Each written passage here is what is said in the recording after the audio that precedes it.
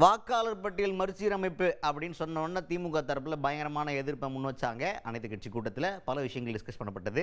இதுக்காக நம்ம supreme court போகிறது லெவல் வரைக்கும் அங்கெல்லாம் பேசிகிட்டு இருந்தாங்க. அதுபோக இந்த நடவடிக்கையை ஒரு மாதம் தள்ளி வைக்கணும் அப்படின்ற மாதிரிலாம் ஒரு பேச்சு போயிட்டு இருந்துச்சு.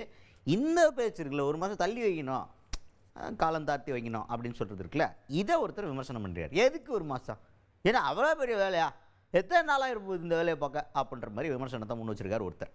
யார் அவர், என்ன சொல்ல வராரு, ப்ராக்டிக்கலி அவருடைய எக்ஸ்பிளனேஷன் என்னவா இருக்குது அப்படிங்கிறத பார்த்துருவோம் வாங்க. முன்னாள் அமைச்சர் ஜெயக்குமார் அவர் தான்.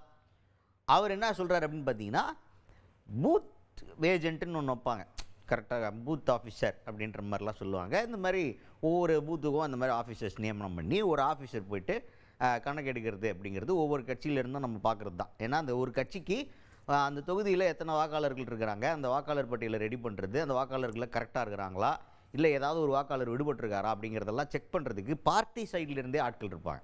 திமுகனா திமுக சார்ந்தவங்களே அங்கே நியமனம் பண்ணியிருப்பாங்க. அவங்க வந்து அதை கரெக்டாக வாட்ச் பண்ணிட்டே இருப்பாங்க. ஸோ இந்த மாதிரி இருக்கும்போது திமுக ஒரு மாதம் தள்ளி டைம் கேட்குறாங்களே, எதுக்கு? உங்கள்கிட்ட தான் பூத் ஏஜென்ட் இருப்பாங்களே, ஒவ்வொருத்தவங்ககிட்டையும் கொடுத்து அனுப்ப வேண்டியதானே. உங்களுக்கு அது மட்டும் கிடையாது, உங்களுக்கு இது போக BLA 2 அப்படின்னு அவங்களுக்கு அசிஸ்டன்ட் மாதிரியும் வருகிறாங்க. ஸோ இவங்களெல்லாம் பயன்படுத்துங்க, சீக்கிரமாக வேலையை முடிச்சு உங்களுடைய வாக்காளர் பட்டியலை நீங்கள் ரெடி பண்ணிக்கோங்க. அப்போ சார் வந்து வாக்காளர் பட்டியலை புதுசாக மாற்றும் போது இதை வச்சு கிராஸ் வெரிஃபை பண்ணி நீங்கள் கரெக்ட் பண்ணிக்க வேண்டியதானே. இதுக்கு எதுக்கா ஒரு மாதம் தள்ளி கேட்குறீங்க? என்ன ட்ராமாவா அப்படின்ற மாதிரி பேசியிருக்காரு முன்னாள் அமைச்சர் ஜெயக்குமார் அவர்கள். மொத்தம் எத்தனை வீடு வரும்? 300 வீடு வரும். 300 வீடு தான் வரும். அந்த 300 வீட்டுக்கு போகிறதுக்கு எவ்வளோ நாள் ஆகுங்க? எத்தனைங்க அந்த டிவிஷனில் அந்த வாக்குச்சாவடி உட்பட்டவர் தான் டிஎல்ஓ இருக்கார். 300 வீடுக்கு போய்ட்டு நியாயமான கேள்வியே இல்லையா? 300 வீடுக்கு போகிறதுக்கு எத்தனை நாள் ஆகும்? ஏன் உங்கள் BLA 2 அனுப்புங்க, கூட 300 வீடு செக் பண்ணுங்கள். வேண்டுமென்று அதை தள்ளி வைக்கின்ற நோக்கம். அப்போ இதுலேருந்து என்ன புரியுது? அப்போ இவ்வளோ காலமாக வந்து அதை கள்ள ஓட்டையும் இறந்தவர்களை நம்பியும் குடிபெயர்ந்தவர்களை நம்பியும் நிரந்தரமாக இங்கேருந்து போனவங்களை நம்பி இருக்கின்ற அந்த வாக்குகளை நம்பி தான் திமுக இருக்குது. அதுதான் வந்து இன்றைக்கி வந்து ஒரு நிதர்சனமான உண்மை என்பது இன்றைக்கு வானத்துக்கு பூமிக்கும் இன்றைக்கி வந்து ஸ்டாலின் வந்து ஒரு குதிக்கின்ற ஒரு நிலைமை இருக்குது. எனவே இவர் சொல்கிறார், இது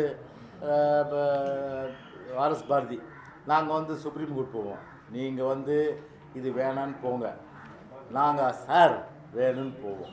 அது போக அடுத்ததா இந்த சார் அப்படின்ற இந்த நடவடிக்கையை நம்ம எதிர்க்க முடியாது அப்படின்னு சொல்லியிருக்காரு ஜெயக்குமார் அவர்கள்.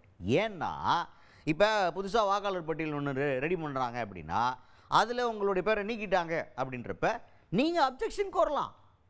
இப்போ நீக்கிட்டாங்கன்னா உங்களால் ஒன்றும் பண்ண முடியாதுன்னு சொன்னால் இது வந்து என்னப்பா அதிரடியாக அதிபர் நடவடிக்கை மாதிரி எடுத்துனுங்கிறாங்களேன்னு கேட்டு நீங்கள் பிரச்சனை பண்ணலாம்.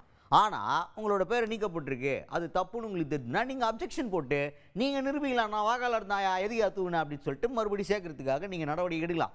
அந்த ஒரு ஆப்ஷன் அவங்க கொடுத்துருக்கும் போது நாம் எப்படி அது தப்புன்னு சொல்ல முடியும் அப்படின்ற ஒரு நியாயமான கேள்வியை கேட்டிருக்கார். ஆனால் இதில் என்ன பிரச்சனைனா, நீக்கிறதுக்கு முன்னாடி அந்த ஒரு வாரம் நீங்கள் வரமாட்டேன்றதான் பிரச்சனை. டபுக்குன்னு நீக்கிட்டதுக்கப்புறம் நம்ம கத்தணும், ஐயோ நீக்கிட்டீங்களே நான் அப்ஜெக்ஷன் அப்படின்னு.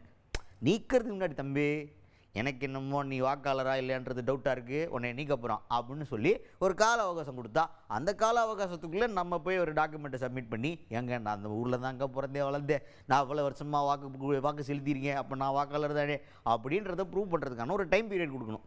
அதுக்கப்புறமும் நம்ம ப்ரூவ் பண்ண தவறினால் நம்ம வாக்காளர் கிடையாது, நம்மக்கிட்ட கரெக்டான ப்ரூஃப் இல்லை அப்படின்னு சொல்லி நீக்கிறதுக்கான ஒரு சான்சஸை எடுத்துக்கலாம்.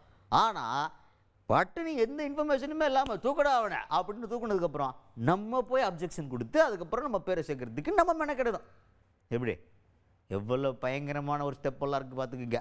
அதுதான் பிரச்சனையாக பேசிகிட்டு இருக்காங்க. பட் ஜெயக்குமார் அவர்கள் இதை நம்ம எதிர்க்க முடியாது, ஏன்னா அப்ஜெக்ஷன் பண்ணலான்ற ஒரு பயங்கரமான ஆப்ஷன் நம்ம கொடுத்துருக்கிறதே பெரிய விஷயம் அப்படின்னு பேசியிருக்கார் ஜெயக்குமார் அவர்கள். அதாவது இதுக்கு பாஜக சம்பந்தம் இருக்குது, எலெக்ஷன் கமிஷன் பண்ணுற வேலை. எலெக்ஷன் கமிஷன் வந்து பொதுவாக பார்த்திங்கன்னா அவங்கள பொறுத்தவரையில் பார்த்திங்கன்னா வந்து ஒரு ஆப்பர்ச்சுனிட்டி வந்து அப்பீல்ன்ற ஒரு ஆப்பர்ச்சுனிட்டி கொடுக்குறாங்க. அந்த அப்பீல்ன்ற ஆப்பர்ச்சுனிட்டியை வந்து கொடுக்கும்போது அப்போ என்ன ஆகுனா, பொதுவாக நீங்கள் போய் அப்பீல் பண்ணலாம், உங்கள் வாக்கு வந்து இப்போ நியாயமாக வந்து இருக்கிற பட்சத்தில் இருக்க போகுது. நீங்கள் இப்போ இல்லாத இருந்தால் எப்படி இருக்கும் அது?